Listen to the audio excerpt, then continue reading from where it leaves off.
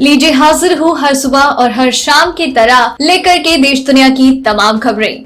नमस्कार दोस्तों, आप सभी का स्वागत है हमारे चैनल पर। तो हमारे इस चैनल को सब्सक्राइब कर लीजिए ताकि आप कोई भी खबर कभी भी मिस ना करें। तो आइए एक नजर डालते हैं 29 अप्रैल की तमाम खबरों पर। लॉकडाउन में अत्यावश्यक दुकानों को खोलने की ही अनुमति है, लेकिन शासन के आदेशों के अनुसार परवाह न करते हुए तमिलनाडु की राजधानी चेन्नई में एक नाई धड़ल्ले से लोगों की हजामत बना रहा है। जब उस नाई का कोरोना टेस्ट हुआ तो वो पॉजिटिव निकला। कोरोना वायरस की दवा और वैक्सीन को लेकर दुनिया भर में कोशिशें की जा रही है, लेकिन अब तक कोई भी नतीजा सामने नहीं आ सका। कई वैज्ञानिकों का दावा है कि इसकी वैक्सीन इस साल के अंत में आ जाएगी। पूरी दुनिया की निगाहें कोरोना वायरस की वैक्सीन पर है। कोरोना वायरस का टेस्ट रोजा रखकर दिया जा सकता है, इससे रोजा नहीं टूटेगा। दारुल उलूम ने कहा कि सैंपल के लिए गले या नाक में जो कॉटन लगी हुई स्टिक डाली जाती है, उस पर किसी तरह की कोई दवा या केमिकल नहीं होता। एक तरफ जहां प्रधानमंत्री नरेंद्र मोदी की अगुवाई में भारत सफलतापूर्वक कोरोना वायरस से जंग लड़ रहा है, वहीं दूसरी तरफ इस वायरस के चलते पाकिस्तान के पीएम इमरान खान की प्रधानमंत्री की कुर्सी तक दांव पर है।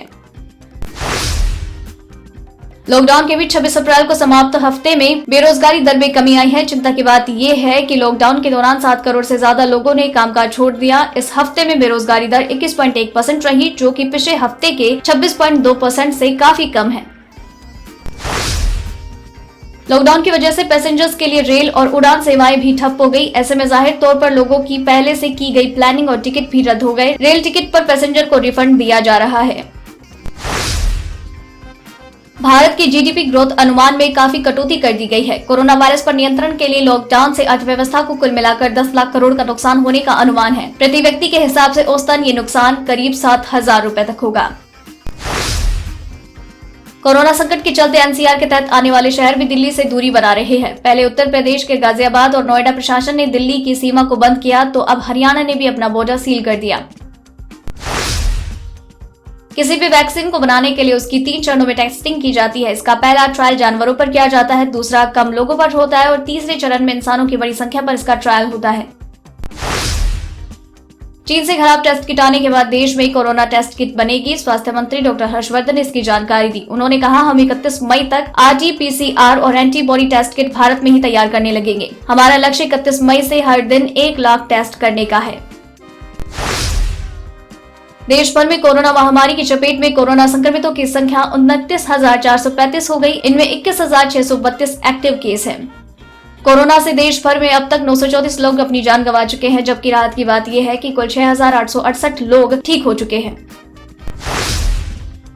हरियाणा ने दिल्ली की सटी अपनी सीमाओं को पूरी तरह से सील कर दिया। हरियाणा में रहने लेकिन दिल्ली में काम करने वाले कर्मचारियों को 3 दिन का समय दिया गया है कि वो राष्ट्रीय राजधानी में अपने रहने खाने का इंतजाम कर लें।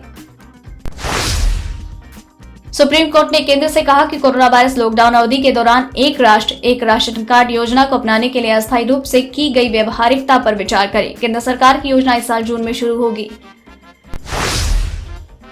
सरकार ने रिटायरमेंट के 15 साल बाद पूरी पेंशन का प्रावधान फिर से शुरू कर दिया। इस नियम के तहत अब अगले महीने या मई में पेंशन मिलने लगेगी। आपको बता दें कि इस मामले में यह अवधि 15 साल की है। इस कदम में हर महीने 6,30,000 पेंशन भोगियों को फायदा होगा।